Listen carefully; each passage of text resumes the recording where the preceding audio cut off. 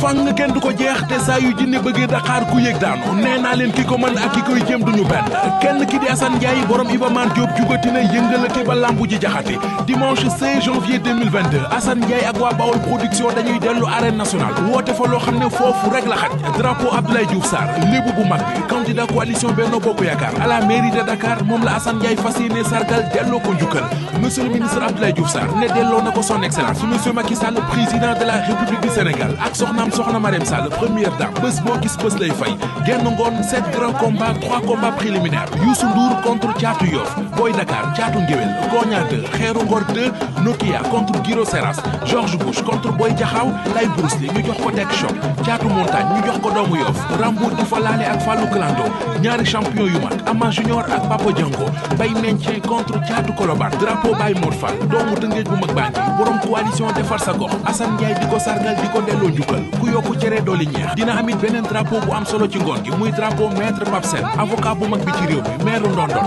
ak drapeau diaspora bi waa diaspora bi am ngeen bés drapeau Modou Diouf borom Suisse dimanche le 16 janvier 2022 ci arène nationale entrée 3000 5000 ba 10 000 li ci gën a neex nag mooy boo jaaree ci Wizall Money jënd sa billet bi 2000 francs kese la lay dikkee Assane Ndiaye ak Bawol production ànd ci ak sponsor yii di Kay Distingo Huile Jador Wizall Money ak Albourakh automobile mi ci oto yu baax yi garanti te mucc ayib lépp luy ambiance nag tegal ci loxo Assane Ndiaye.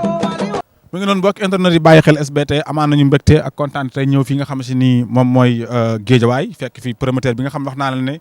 macha allah bi mu ñëwee ci làmb ji yàggut waaye mi ngi bay waaram mu marqué deuxième journée mën naa sax troisième journée am ndax première journée bi mu njëkk tëgg àndoon nañ ci ak moom muy mbapat boo xam si ni macha allah CNG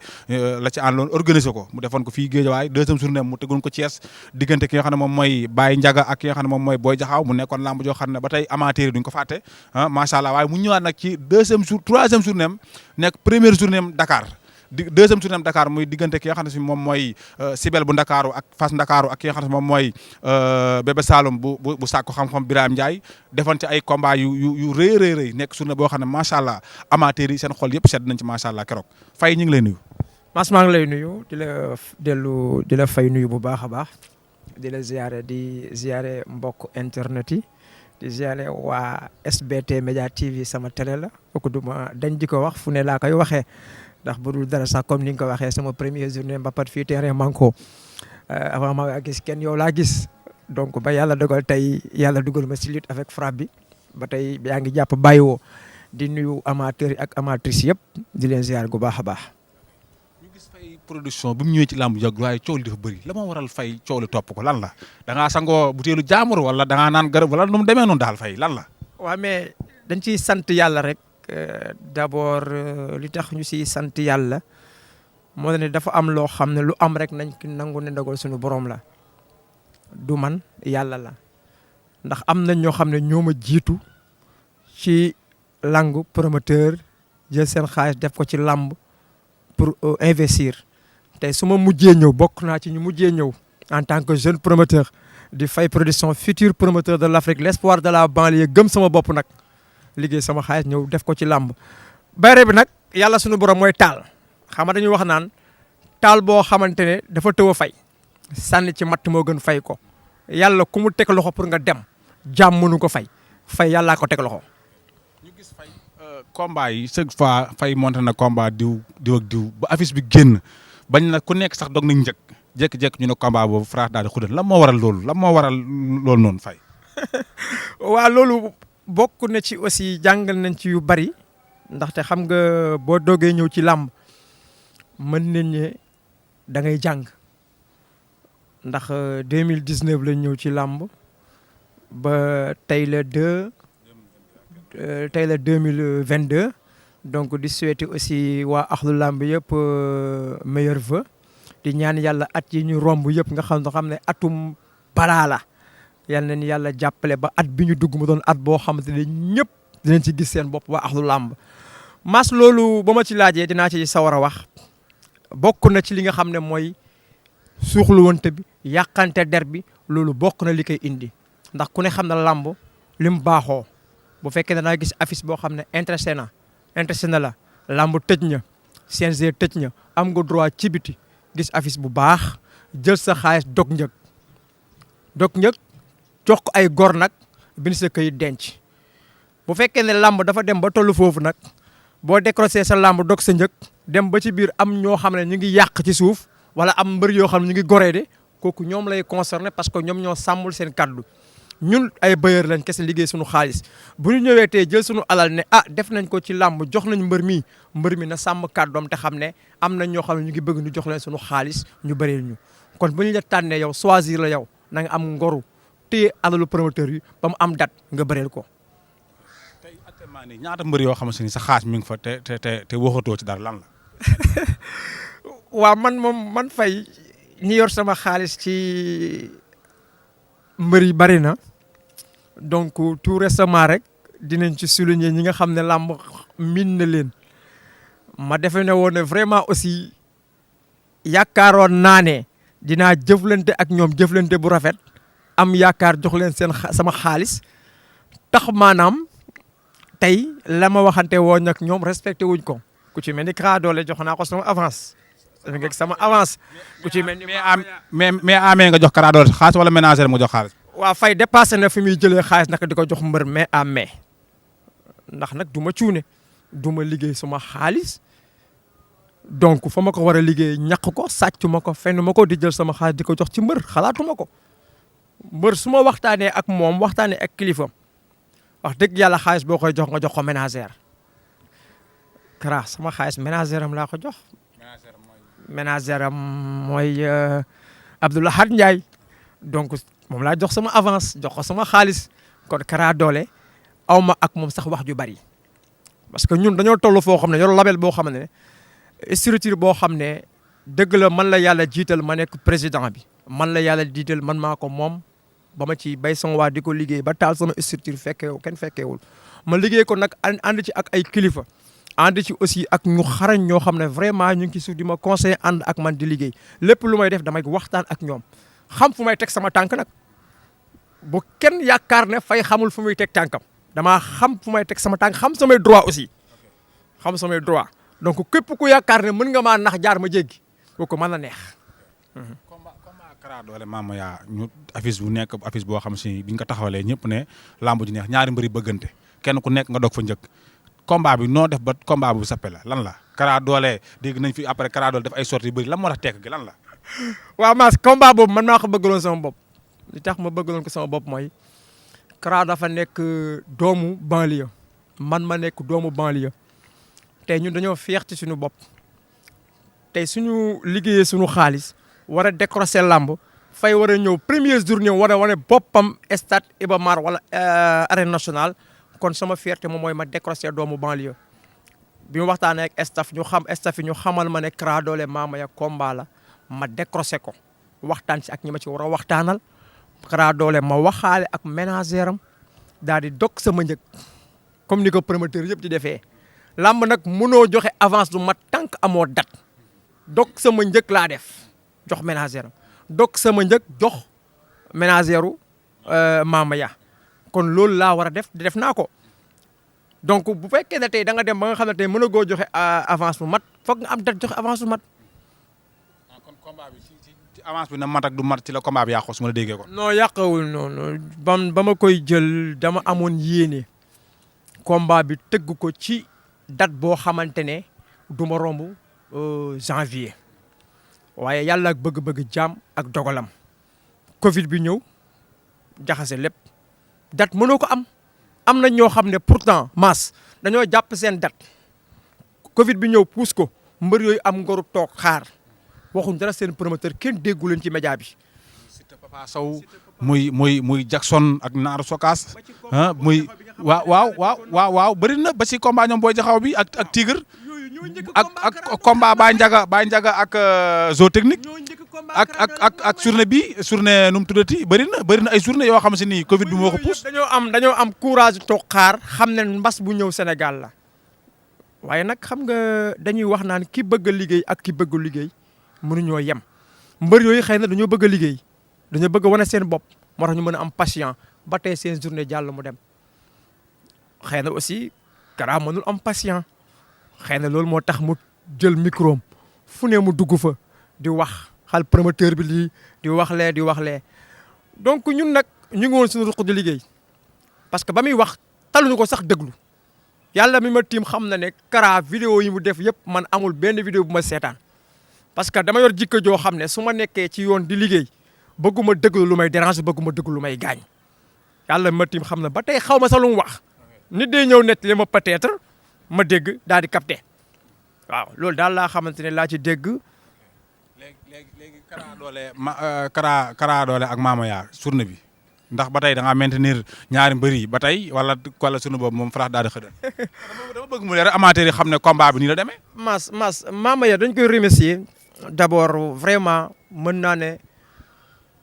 lépp lu mu waxanteeg man def na ko parce que gor la moom Mamaya parce que depuis bi mu lekkee sama avance yàlla dogal na dem na Maroc préparé ji combat wam jël avion dagg biyam ba nga xamante ne tey leer na ko ne day bëre journée bi waa tey Mamaya bu ne dafay bëre Kara Dollé dem ba ne bëreetul mais Mamaya du ñëw jàpp loo xam ne ko da ngay bëre par force man promoteur bi nga xam ne tamit damaa dog sama njëg jox ko lamb ji agagul CNG du ma jàpp loxoom carrément ne ko da ngay bëre par force lamb dafa am yoon xëy na def naa benn erreur boo xamante ne dootuma dal muy sama avance bi nga xam ne jaarale ma ko CNG xëy na moo tax mu am sañ-sañ taxaw ne du ko bëre. d'accord mais avance boo xam ne si ménagère am nga ko jaarale ménagère am wax dëgg yàlla koo xam ne moom mooy engagé ay combat Kara Dollé pour man xaas boobu pour man bu fekkee pour waxtaan dëgg rek jàpp naa ne xaas boobu lekk wut bu doon xaas boo xam ne yow ak moom tête à tête loo xam ne sax amaana bindu ngeen ko amul témoin amul dara mais xalaas bu jaar si ménagère xaas boobu normalement fay wuta lekku. waaw kooku Abdoulaye Ndiaye am na ci part de responsabilité. mais est-ce que woo nga mais est-ce que bi affaire bi amee est-ce que woo nga ménagère am. Abdoulaye woo naa ko multi reprise su ma ko oowee mu ne ma waxtaan la Kara moo tax ma ne Abdoulaye am na ci part de responsabilité parce que ménagère la moom moo yor carte ménagère. tey mu ne la yow non dafa tànk mu ne la yow waxtaan la Kara moom mooy waxtaan ak Kara wala yow yaay waxtaan ak Kara. moo tax ma ne la moom moo deful li ko war li tax deful li ko war mooy moo yor carte ménagère mooy ménagère Kara Dollé moom laa waxaaleel ba jubóo Kara Dollé moom laa jël sama xaalis jox ko avance moom Abdoulaye Ndiaye tey su ma amoon lu may bañ amoon lu may seet dem naa këram dina ma jox sama xaalis par force mais dafa am noo xam ne ñun dafa am yoon bu ñu jël yoon boo xamante ne bëgguñu salteel làmb bëgguñu tamit maanaam noonu kenn ci làmb li ci xam bu baax looy wax tey Kara tey mën naa ne peut-être conscience am moo toll foo xamante ne dafay jëfur di wax ndax tey bu nee sax ay fay production amul lu mu tëggee wala mu ne fay production simple taulier la ah mais sant yàlla xam boo xam ne fay production dafay taxawaalu liggéeyul d'accord xel mën na ko bañ a nangu mais fay ñaata doomu aadama laa jël defar leen dugal leen sama atelier jàngal leen métier ba tey ñu ngi yor ay kër di tedd tey fay boobu tey nga xam ne taulier la tey mooy dem ci garage am tey liggéey ñaq dundee jël xaalisam dajale ko def ko ci lamb pour investir pour jàppale ndaw ñi tey fay boobu moo jël xaalisam tey jox Kara Dollé ne ko bëreel ma kon xaalis boobu tey su ko lekkee façon lekkin boo xamante ne man seddul sama xol du ko jig parce que sama ñaq la léegi kon combat Kara Dollé Mamaya bam fay amatu ko. non dama bëgg mu leer ñu jàll parce que. en tout cas émission bi ñëw fi pour Kara Dollé ñëwul pour Mamaya dañuy ñëw rek pour waxtaan mais loolu porte la boo xam ne mënuñ ko see ñàkk bañ a leeral. maa xam mbirum Kara sax dama doon du ma ci wax ndax man maa dépassé nekk ci média di wax ci Kara ndax su may waxal nit laay waxal nit laa war a waxal mais Kara du nit ndax li ma góor gi ma ko nji ba ma lekkee sama avance tout récemment 15 jours lañ ci teg mu woo ma tamal téléphone ne ma fay dañ ma invité benn télé ma yëkkati xaalis may ko paas mu ne may paas ma may ko paas ma dem def émission après mu topp di salteel lamb na dafa am yoon. mais li nga wax garaaw na de nit laay wax Kara du nit mais li nga wax nii Kara nu mu tudd garaaw na de. non du nit ñàkk a nekk nit moom mooy lekk avance gor ba nga xamante ne fa nga xam ne avance génne ko fa joxe ko fa la gën a méttee Covid ñëw ñëpp téye seen poche man ma jël sama poche joxe ba ma koy jox dafa am ay soxla ma jox ko mu faj soxlaam tey mën na ñëw tey ne carrément fay amul xaalis et pourtant fay ma amul xaalis fay ma ñu waxoon ne tey lamb yi mu incarne yëpp du ci génn tey yàlla dogal lamb ji nga xamante ne tey pourtant Sibel Bébé Saloum moom laa yéene woon def combat spécial ci diggante Kara Dollé Mamaya moom laa opté woon def mais bi ma xoolee xam ne Kara Dollé jarul concentré ci combat bi laa jël combat ba la teg fee Mass lii moo tax combat bay ma fàtte ko mais sànniwu ma sama xaalis de damaa fàtte combat boobu pour concentré ci combat Sibel Bébé Saloum ma xam ne ñaari xale yu pare la pour bëre ma xam ne am na ay jeunes espoir yu ci nekk yoo xam ne su ma leen ci boolee ñooñu dinañ ma taaral sama bés moo tax nga gis le 12 décembre bi na ma mel ni bés bi taaroo ma xam ne su ma concentré ci Kara Dollé mu tardeel ma teg ko ginnaaw mais sànniwu ma sama xaalis nag dama koy répété ñu ngi waxtaan ci staff parce que aussi dama am staff te aussi label Faye Production dafa yaatu mayuma kenn sama xaalis balaa maa maye xaalis dañuy toog staff waxtaan réunion génne cause yëpp teg képp koo xam ne nag da ngaa yor sama xaalis di mbër xamal ne yaa ngi sama avance sànniwuma sama xaalis te fa ma waree toppee sama xaalis bu fekkee ne topp dafa jot dama koy topp ko bu parce que man tôlier bii damaa dem si naaj bu tàng bi nga xamante ne yow yaa ngi ci kër gi di serlu liggéeyoo ma dem ñàkk sama xaalis def ko ci làmb pour investir dimbali sama njaboot dimbali aussi axlu làmb dafay clair. léegi benn point rek mooy bu Covid bi amee ndimbali yi nga xamante ne état bi joxoon na ko promoteur yu mel est-ce que yow Faye jotoon nga sa wàll. waaw Mass yi Covid moom ñëpp la laal na làmb laal na football laal na. d'accord mais ci côté làmb laa bëgg ñëw rek parce que football moom lañuy jot nañ mais waa làmb moo tax ma laaj la comme nitu làmb nga. Faye moom wax dëgg yàlla ba jin fi ñu toll amul benn ndimbal boo xamante ne jóge na ci làmb Covid jox làmb Faye daal di jot ndimbal ci làmb amut moom. sincèrement loolu moom mësul am et pourtant sama làmb ji ñuy def 12 décembre le 22 août la woon 3e vague la moo ñëw daal di koy puus ñu aj làmb yëpp bokk naa ci làmb yi ñu aj ba yàlla dogal CNG ñëw joxe date man ma ñëw xool sama calendrier xam ne 12 décembre baax na ma jàpp 12 décembre waaye ba joon yàllay tey yëguñu sama label bokk Faye Production amul foo xamante ne signé na loo xam ne papier boo xam ne ci état la jógee boo xam ne am na ndimbal ci structure Faye Production bi nga xam ne Covid bi laal na Sénégal laal na structure am. est-ce que Faye bokk na ci association yi nga xam ne moo fi nekk ci làmb kon. waaw Faye bokkul association Faye individuel la li tax bokk ma ci dama gëm sama bopp jënd sama licence ne damaa ñëw bëgg a prouver comme sama mbokku promoteurs yi sama nawle promoteurs yi tey mënuma ñëw ne dama bëgg a prouver nag dem di boot ci benn promoteur sama gëm-gëm ci làmb ak sama gëm-gëm ci ndaw mooy ma daal di def individuel fexee ñafe ba sunu mbokku promoteur yi nga xam ne ñoo ne ci kaw di tëgg roi des arènes man ma tëgg roi des arènes parce que nag Mass je suis le futur promoteur de l'Afrique dama ko gëm man la te lamb day mujjee sama loxo lamb day mujjee si loxo futur promoteur de l'Afrique Faye Production incha allah. sànq nga ne sa nawle promoteur yi mais est-ce que yéen promoteur seen biir nawlante ngeen. waaw nawlante gisuma ko fa lu tax gisuma fa nawlante mooy tout récemment rek donc day am yoo xam ne dama koy gis promoteur yi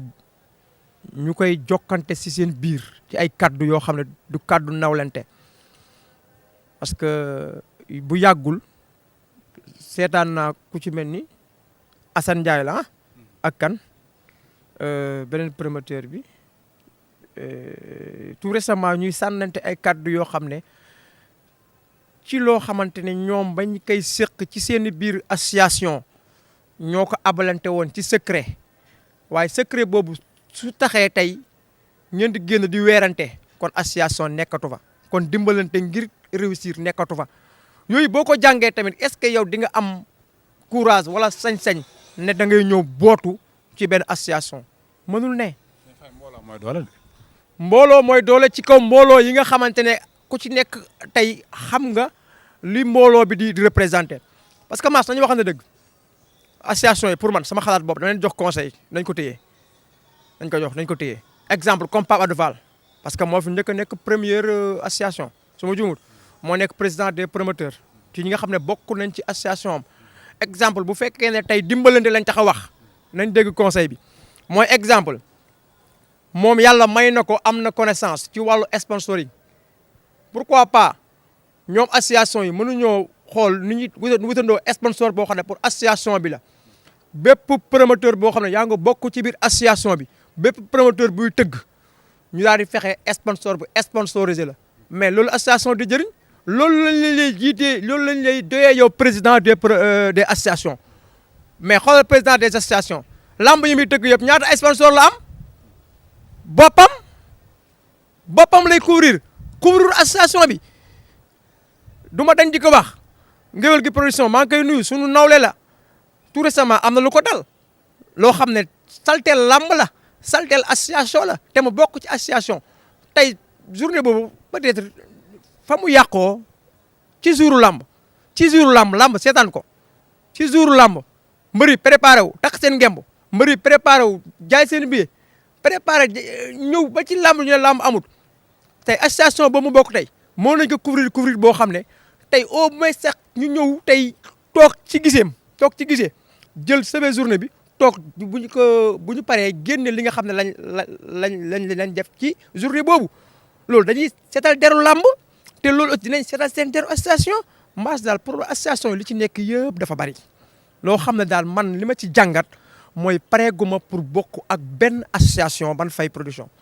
waaw pareeguma. nga jógee ci journée bu mag diggante Bébé Saloum ak ki nga xam ne moom mooy Sibel bu Fass Ndakaaru nekkoon journée boo xam ne wax naan la histoire lamb da koy bind macha allah keroog ñu gis Iba Mar nañ ko def te journée boobu